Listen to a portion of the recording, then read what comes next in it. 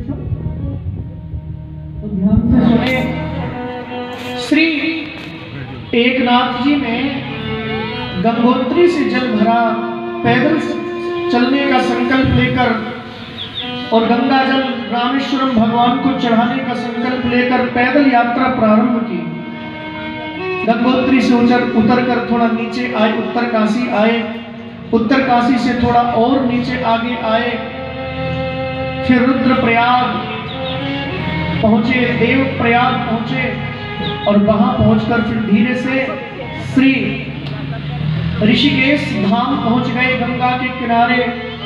वहां से आगे बढ़े हरिद्वार में आए, हरिद्वार से आपके पुष्कर में गए, पुष्कर से कुरुक्षेत्र में आए, कुरुक्षेत्र से श्री मथुरा में गए, मथुरा से वृंदावन गए, वृंदावन से अयोध्या गए, अयोध्या से प्रयागराज गए, प्रयागराज से श्री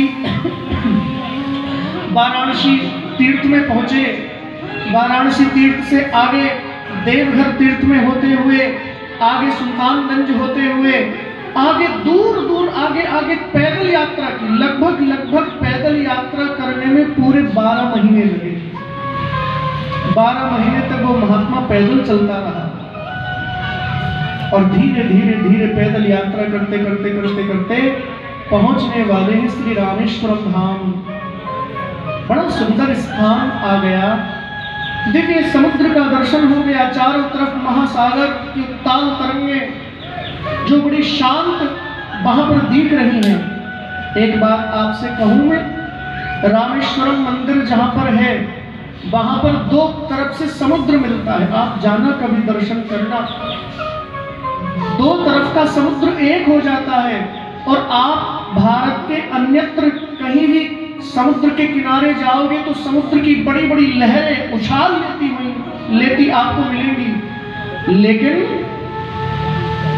रामेश्वरम में जहां भगवान रामेश्वरम का मंदिर है, भगवान विराजमान है, वहां पर समुद्र बिल्कुल शांत है, बिल्कुल शांत। वहां बाढ़ नहीं आती समुद्र में, वहां उसकी तरंगे उफान नहीं लेती, ज्यादा तेज आगे नहीं बढ़ती, बिल्कुल शांत है वहां पर समुद्र। क्यों?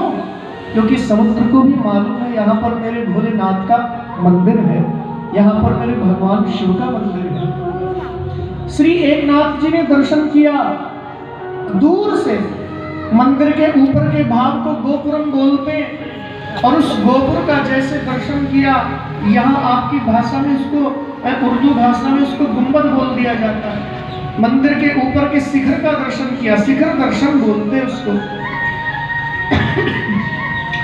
जैसे ही रामेश्वरम मंदिर के शिखर का दर्शन हुआ श्री एकनाथ जी को, तो एकनाथ जी बहुत प्रसन्न हो गए, मन में बड़ा आनंद हुआ उनको। बोले बस मेरी यात्रा तो अब सफल होने वाली है। गंगोत्री से जो जल लेकर मैं गंगा जी का आया और यहाँ पर मैं अपने भोलेनाथ को उस जल को चढ़ाऊंगा, मेरी यात्रा सफल हो जाएगी, मुझे बड़ा आनंद आएगा। ऐसा भाव मन में लेकर वो मंदिर के पास पहुंचने ही वाले थे कि अचानक एक घटना घटी। क्या?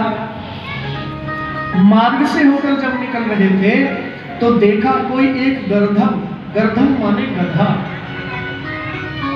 तड़प रहा है। एकनाथ जी के साथ उनके कई अनेक शिष्य भी चल रहे थे।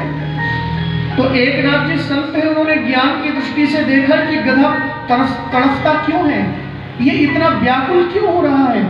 तो पता लगा कि इसको प्यास लगी है, इसने बहुत समय से मीठा पानी इसको नहीं मिला, मीठा जल इसको नहीं मिला, इसलिए ये मरणासन स्थिति में पहुंच रहा है।